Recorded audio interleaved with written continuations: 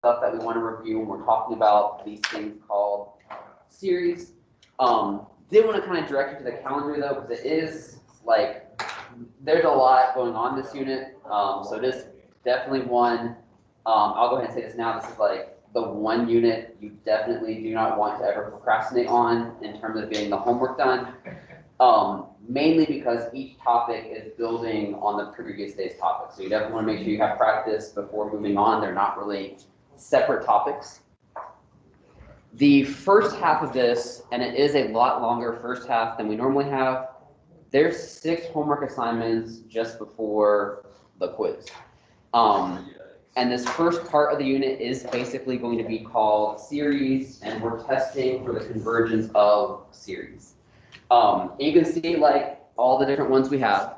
If you're looking in OneNote, there's also the second page share with you all the convergence tests.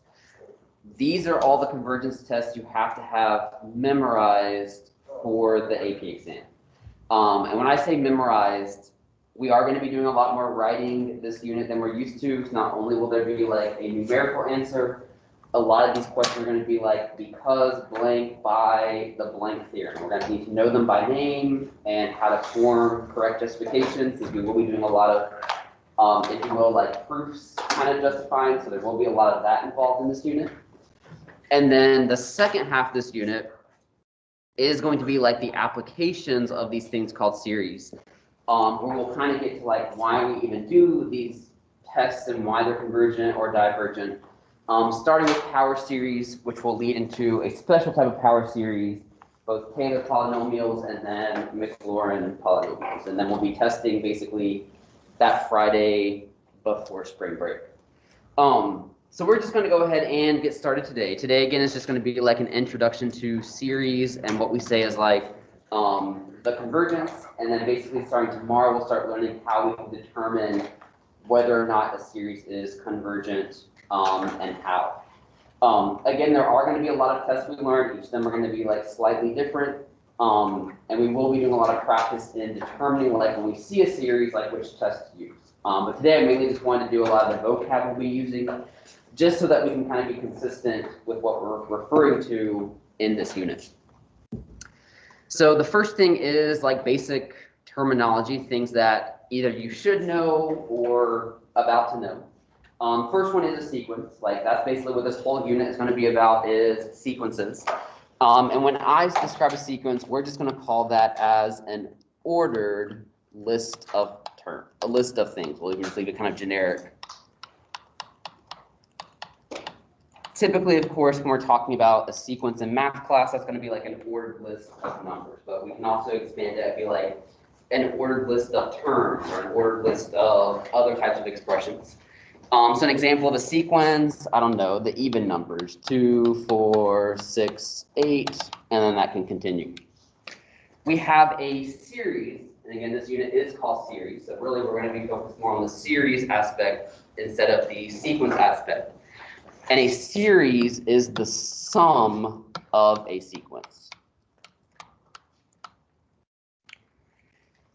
So when I say a series, comparing that to a sequence, the sequence we have is 2, 4, 6, 8, ... The series would be 2 plus 4 plus 6 plus 8, and then wherever you're deciding to stop at. So basically, this unit, we're going to be talking about finding the sum of a bunch of series. We're talking about like what that means, what we can represent with that, and then applications of adding up sequences together. Inside of series, we do have 2 types of series. We have finite series, which I think is pretty obvious. That's just going to be a series with a finite number of terms.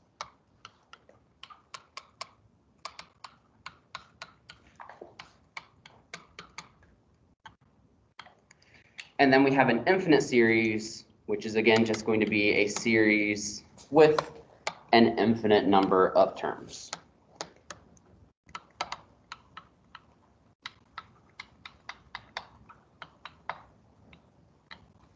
So using that same example, a finite series would just be us maybe adding up 2 plus 4 plus 6 plus 8 and then stopping. An infinite series would be us literally adding up those numbers forever and ever and ever.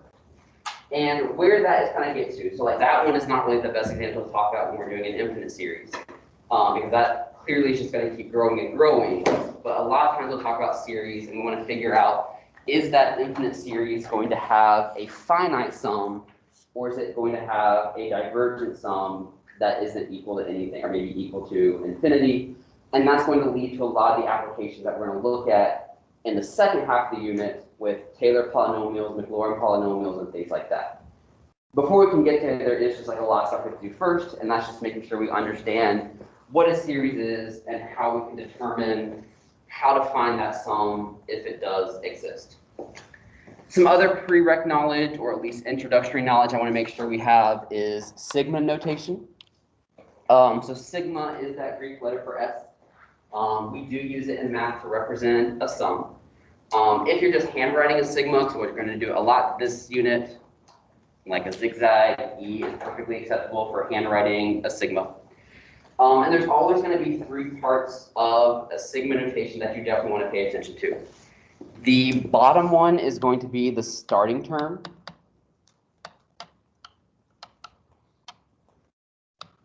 The top one is going to be the ending term. And then what comes after the sigma is going to be a formula for a general term. Since we will be talking about sequences in this case and leading into series, we're not going to go up by like half values. Like we're always going to be like fourth term, fifth term, sixth term. There's not going to be any such thing as like a 1.5 term. There also won't be a thing as like a negative term. So we're just going to be dealing with like positive whole number terms. So like this expression, like we don't really have a formula for a sub n, but you would start with the fourth term. And again, sigma means sum. So you would basically be adding up all the way to the seventh term. And then that would be the value of that series. And again, for whatever reason, I found like students aren't used to dealing with series. I just know like whenever we say series, that's just a sum of a sequence. So series, sum, basically the same thing.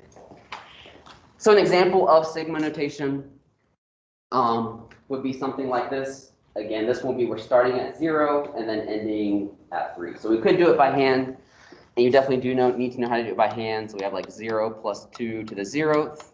That would be a sub 0, and we're going to add this up all the way to 3, and that's where we'll be stopping at. So then plugging in a sub 1. At this point, we all know how to use formulas pretty easily.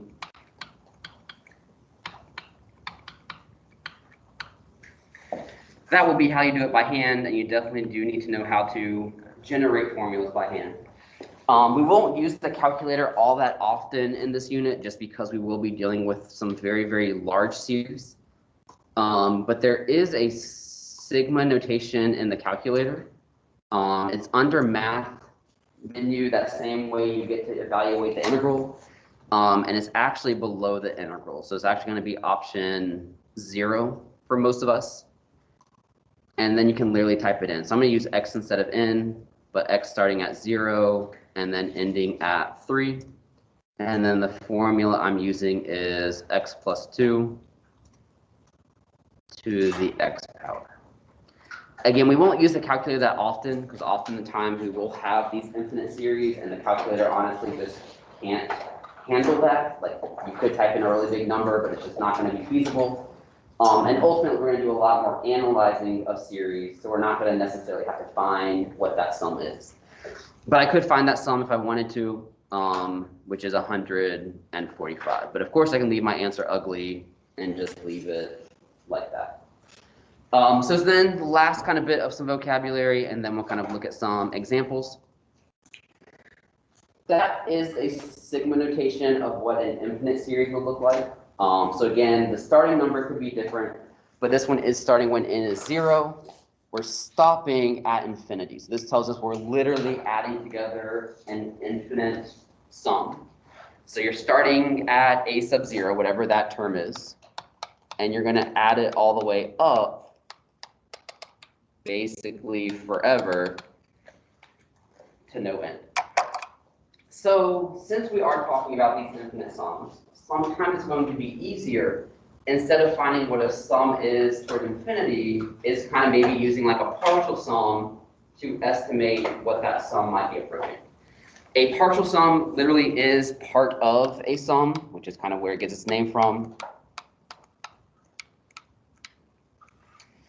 And we're going to represent a partial sum with the capital letter S, and then a subscript of some number. And what that would literally represent is starting at wherever you're starting at, stopping at that k term. So like if I wanted to find S sub 2, that is going up to the second term. And when I say second term, I know you're looking at that and it's like, hey, that's the first, second, third term. Like second term is in, that's when n is equals to 2. But that's going to be the partial sum, and we're basically going to be finding both partial sums of a series, but then also talking about the infinite series that we have. Before we get into some of the calculus vocabulary, any questions on anything I've said so far, notation-wise or just in general? Yes, Alex? Doesn't an infinite series just end up adding to infinity? Yeah, so a lot of the infinite series will add up to infinity, which we will call kind of what we're about to get to. But what's important is like we want to be able to determine whether or not it is going to be a sum to infinity or something finite, which is where like the important kind of calculus comes into play. So kind of springboarding off of your question, two things can happen with series. The series can converge or diverge, which hopefully you kind of recognize that terminology from improper integrals. Like you saw that improper integrals could converge or improper integrals to diverge. The mathematical definition, a series is going to converge if the limit as k goes to infinity of its partial sum is a finite value. Basically, if I want to put that in like maybe less mathematical terms, then basically we're going to say that the series is a finite number. And again, when I say series, series is a sum. A series is going to diverge if the limit as k goes to 0 of s of k is not finite. And I say is not finite instead of infinite. Like clearly you could have a sum like the even numbers. If you did 2 plus 4 plus 6 plus 8 forever, like that's going to go towards infinity. But a series doesn't have to go to infinity for it to diverge. For example, we have something in math called the Grandi series, and it's basically 1 plus a negative 1 forever and ever. That would be a divergent series, because as soon as it's equal to 0, you're going to add like a positive 1 to it. So it's basically bouncing back and forth between positive 1 and 0. So not finite would basically mean that the series is not finite. And again, sometimes it's infinite, sometimes it's just like other weird stuff happening. So the first thing that I want to look at today is how can we determine if a series is divergent? Ultimately, what's going to be more important to us is can we determine if a series is convergent, and then how can we determine it converges? But before we can really talk about a series converging, I want to do the easier part, and that's how we can determine whether a series definitely diverges. So the next slide, we're going to talk about the nth term test. But before I get that, I'm getting ahead of myself. I do want us to just kind of like play around with some series. So I have 4 series here. And before we do the calculus of it, I just want you to get a feel for whether or not, just by looking at a series and kind of playing around with it in your calculator, if that series is going to diverge or converge. So go ahead and get your calculator out. I'm going to do that first one with you and then let you kind of play around with the other 3. And then we'll get into like the actual calculus kind of these problems. So looking at the first one, this is the series 3 over 10 to the n power. Again, a series means that we're adding together the sequence. So if I just wanted to like look at this sequence, like n is just 1. So like plugging it in, we have like 3 divided by 10, so that's going to be 0.3. 3 divided by 10 squared, 0.03. 3 divided by 10 cubed is going to be 0.003, and that's basically continuing forever. So the idea behind this, if we want to figure out if a series is convergent, then as we find more and more partial sums, it should look like it's approaching a value. So for example, this one I think is pretty easy to see that's convergent. The partial sum of just one term is 0.3. The partial sum of the first 2 terms is 0.03. The partial sum of the first 3 terms, let me try that again, is 0.33. The partial sum of the first 3 terms is 0.333. Could keep going. The partial sum of the first 4 terms is 0.3333. If you were to make a prediction, what do you think the sum of all the terms is going to be? 1/3. So like 0.333 repeating are 1/3. And that's kind of the idea that we're doing. So it feels weird. Like, yes, we can add up an infinite number of things. But since these are kind of getting small enough, and as they're arranged, it appears, and I'm going to kind of be clear here, it appears that the series is equal to 1/3. Now, for us to like formally justify this, we will have to kind of go through more of like a kind of a short version of a proof. And that's basically what the whole first half of this unit is about. But for now, go ahead and try those remaining 3. Again, just find like the partial sum of the first term, partial sum of the first 2 terms, and see if you had to make a guess whether you would predict that series is converging and then diverging. And then what we'll focus on today is how can we determine with certainty that it is going to diverge and not converge. But take a moment to kind of play around with those, and then we'll regroup and kind of see what your predictions are.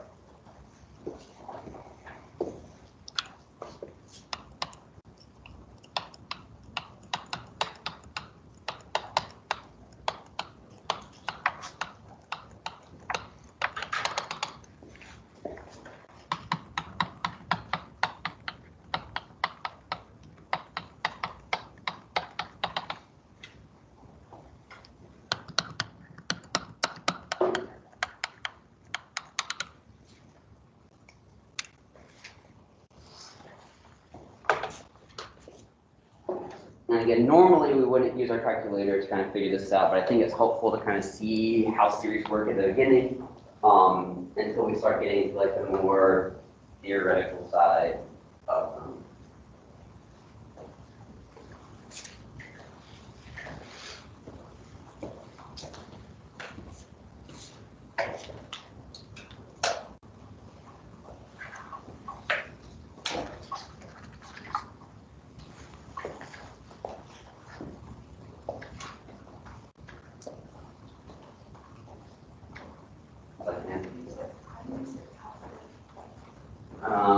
You either just find the terms and add them together, or if you want to use a series as math, that's option 0.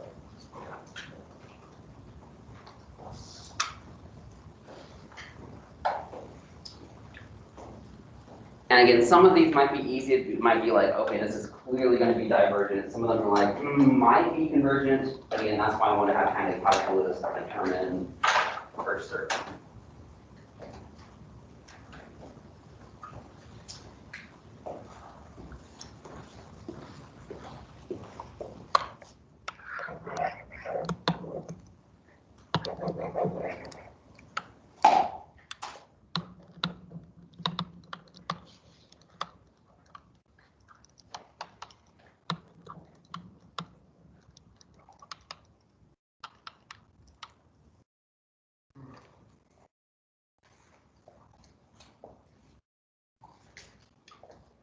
So what about that second one? So we have the series of n over 2n. Based on you playing around with it, did it look like that one was converging or diverging? So it does look like it appears to converge. What value does it appear to be approaching 2?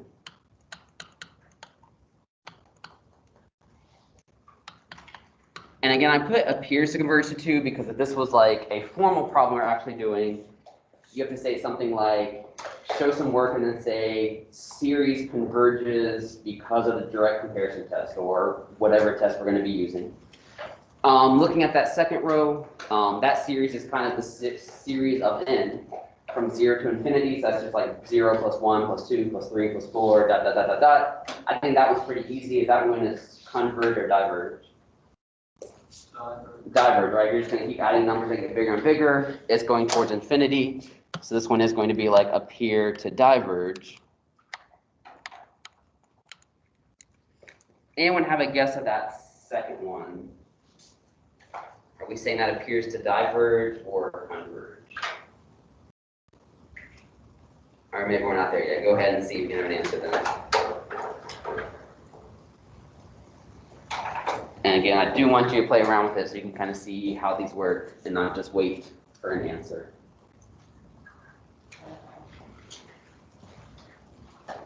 So find what the sum of the first term is, find what the sum of the first two, the first three, the first four, and then try to figure out if it looks like it's approaching a value.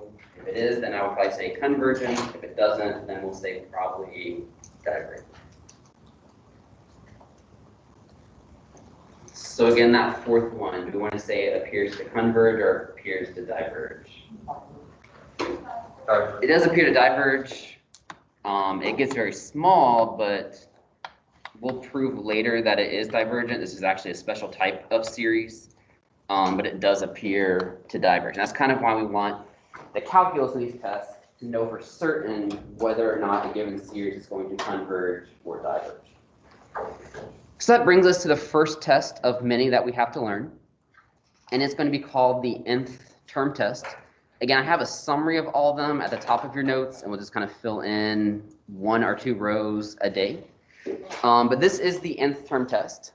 At the top of the page, you notice before you do anything else, this will be the test you always want to do, whether you show the work for it or not. This will always be the test you try first, which is why I wanted to cover it first. And the nth term test, the general idea for it is you are going to look at the limit as n goes to infinity of a sub n. So you're basically, in other words, looking at the limit of the terms.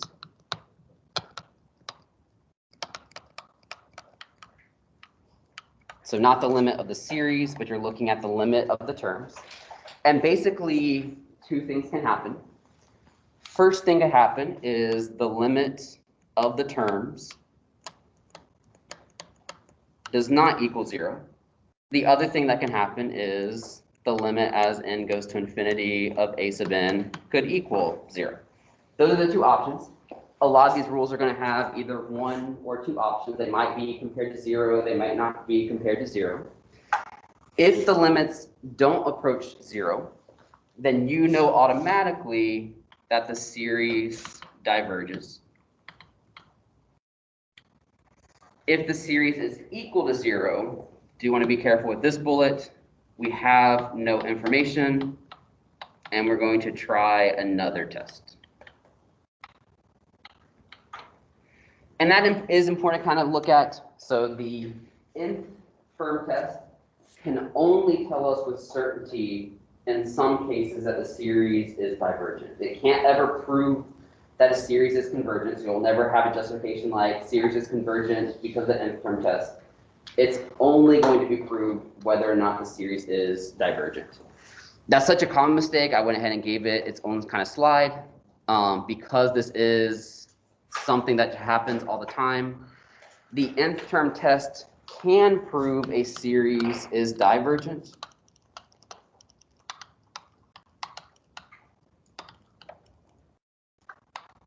Again, what would the limit be equal to if the series is divergent?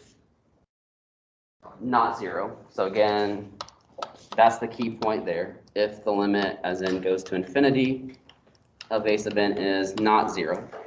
The nth term test cannot prove a series is convergent. That's what all the other tests are going to be used for. And that is kind of an important distinction to make. It's also why it's often going to be the first test you want to use, because if you can prove a series is divergent with the nth term test, then that's all you have to do. But if you do get the limit is basically anything other than not zero, so basically equal to zero, then you are going to have to use a different test. So we have a lot of other tests that we would have to end up jumping to and make a decision between. So first three examples, let's look at these. Do want to kind of point out how the question is worded. So it does say determine whether the nth term test tells us a series definitely diverges, or if the nth term test gives no info. Again, typically as this unit moves forward, if we're going to say gives no info, that's not going to be the end of the problem. That just means you have to find another test to use to answer with certainty. So let's look at this first one. This is the series of 3 over 4n plus 5, starting at a sub 0 and going towards infinity. First thing is we just want to figure out, can we use the nth term test to prove whether this series is going to diverge? Well, if I'm using the nth term test, we are always taking a limit as n goes to infinity. We'll never go back to negative infinity because, again, this is representing a sequence, so we're always moving forwards to the positive. And what are we taking the limit of? We're taking the limit of the actual terms that we're dealing with. What would be the limit of that expression of the terms? I see n in the denominator. It is 0. So again, making sure we remember how to do limits, that would be 0. What can we conclude from that, if anything? No info. What does that mean again? So again, as this unit moves forward, at this point we would try to do like a different test to prove whether this series is convergent or divergent. So when we say no info, that doesn't mean it's not convergent or not divergent. It just means we literally just know nothing, and we'll have to do something else as we learn more tests throughout this unit. Let's look at this second one. So I have the series of 3n over 4n. Let's go ahead and take the limit of it. So I have the limit as n goes to infinity of 3n over 4n plus 5. Who remembers how to take that limit, and what is it? It is not 0. It is 3. 3 over This 4. will be like what matters most? 3n over 4n. Can't forget our limit stuff from first semester. 3n over 4n is 3/4. Since the limit is 3/4, what can we conclude about that series? Divergent. It is divergent, and this is how we're going to get used to justifying your answer. You have to be clear in justifying your answer. So this is the limit. It's equal to 3/4. Why is that number 3/4 important? It's important because it is not 0. Since it's not 0, we can say so series diverges by the nth term test. Some of y'all are going to hate this unit, not because of the calculus involved, but because of the way you have to write and justify your answer. You would have to have all of that in your answer to receive full credit. And where the points are coming from, you have to show kind of what you are considering.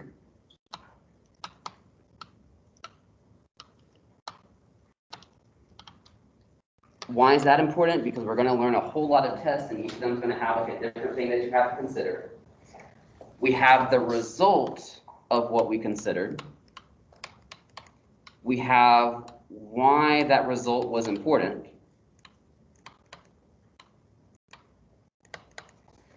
We have the conclusion, and then we have to give the name test of what we use to come up with that conclusion.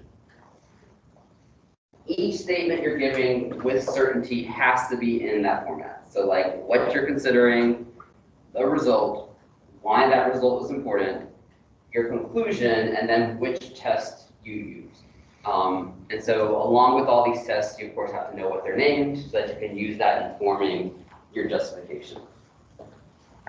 Notice I didn't worry about that kind of formal statement in that first one, because normally we wouldn't stop there, we would do something else. till we had a definite answer. So we only have to worry about kind of that format of an answer when that is the definite answer that we're stopping with. Questions on that? All right, let's go ahead and try this last one. So this is the series, the natural log of n over n squared. So if I think about the limit of the terms, what is that limit going to go towards? I have a natural log over an n squared. Which one's the bigger one? N squared, so it's bigger on the denominator, so that's going to go towards 0. Can we conclude anything from that? No, 0 is not 0, so no info there. Sounds like we need to review limits, so let's do that real fast. There's 3 types of ways we mainly find limits for these questions. Bethel, what matters most, and L'Hopital are the ones you should know. So all these, most of the time, we're going to do limits towards infinity, like we're not doing limits towards a number. What matters most is one that we use when we have different things being added together. So like what matters most, you're only going to consider the most important terms at infinity.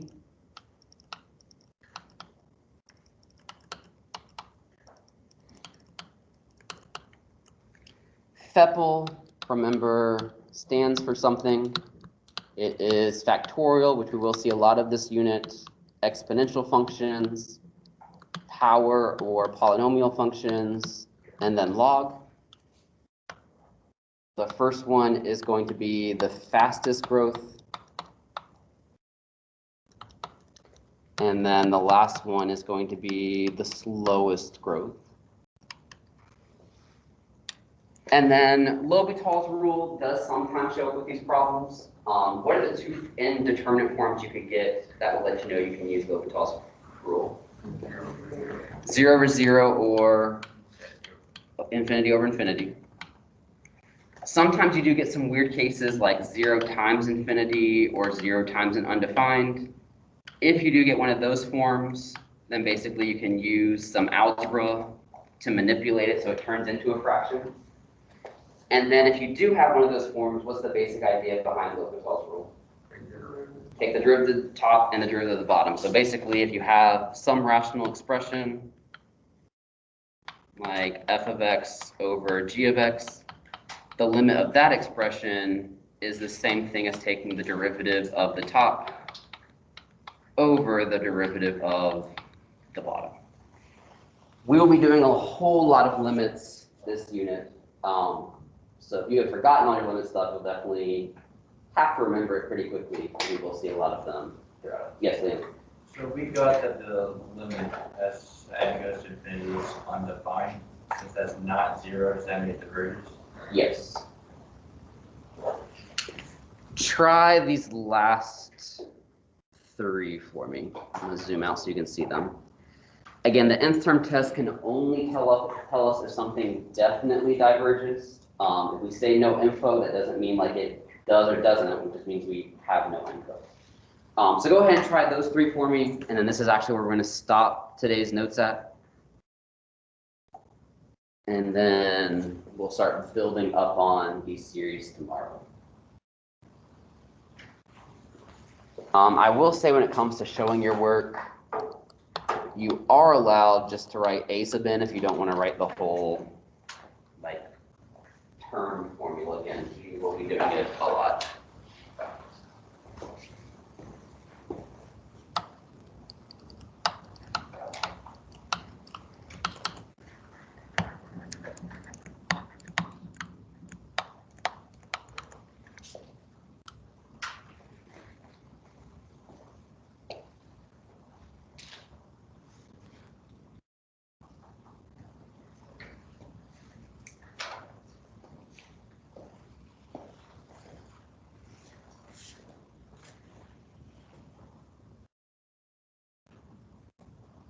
And again, you only have to worry about forming in like that statement if you know your answer for certain. And if you're making that formal statement, you always write down what you considered the result.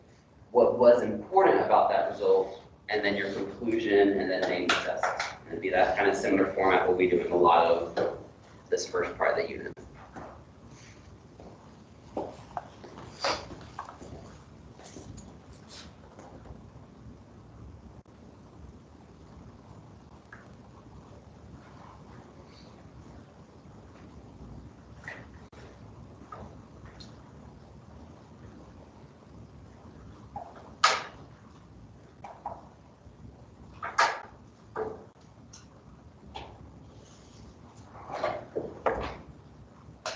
So that first one, this is the series where each term is 8n squared plus 4n over 2 to the n.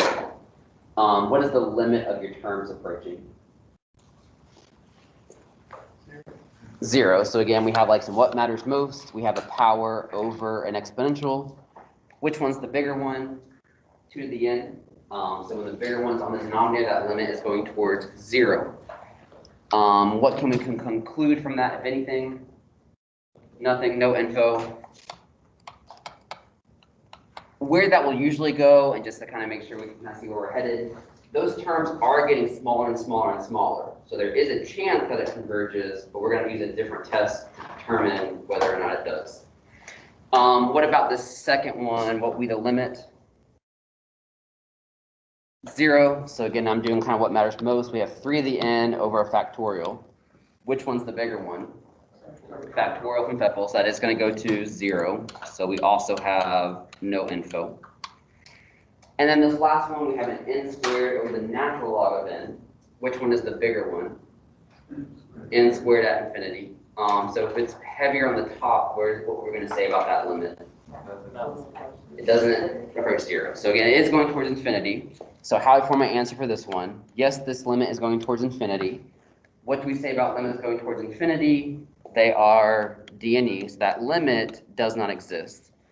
What's important about that does not exist, though? That's not equal to 0. So like that does not exist is not equal to 0. So series diverges by the nth term test. And I would need to have all of that, so I have basically, again, to kind of outline it, I have what I'm considering, the result, what's important about that result, my conclusion, and then the named test. Questions about that slide? Yes, Alex? For a situation like that where it's D and D, can you just put it's not equal to 0, or do you want to start with the D and D? You need to state what the result is. So when it's not equal to 0, you need to state, is it not equal, is it like 3/4, is it the end, like what is not equal to 0 basically, and be clear about that.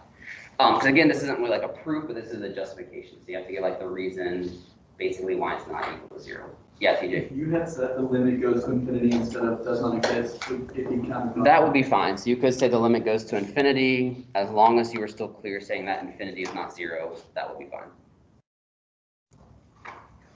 All right, so what I want you working on homework, and again, this homework honestly should not take you too long to do, is basically going to be that homework 1. Do want to say I'm going to adjust what I'm teaching slightly, just because I forgot about Wednesdays being a little bit shortened. So tomorrow I'm actually going to do geometric series and P series, because they honestly are very similar, so I think it's going to be better to teach those in the same day. And then that way I can save the integral test for Wednesday. But again, each day we're going to be learning 1 or 2 more tests of convergence. Everything builds, so like if you are the type of student to procrastinate, this is like the one unit where I would recommend do today's homework before tomorrow, or you're just going to kind of get behind, especially when we start having like 5 different tests to use, 6 different tests to use, 7 different tests to use, and things like that. Like just this week, we're going to have the nth term test, the geometric series test, P series test, integral test, DCT, and then LCT. So we'll have 6 tests, and it's just a 4-day week. So y'all can go ahead and get started on that homework. The tests from Friday were overall pretty well. Like the median score between both classes was a 96. The answer key is posted online. If you're virtual, then you definitely could see your test already. If you took it in person, then you're about to get it back right now. But y'all can go ahead and start that homework. You should be able to knock out most of that homework, honestly, before class ends. I know it doesn't look like you can, but it does go pretty fast. You're just taking some limits pretty quickly. And again, you only need to worry about that formal statement when you know for certain that it does diverge. But definitely ask questions if you have them, especially if you're at home and have questions.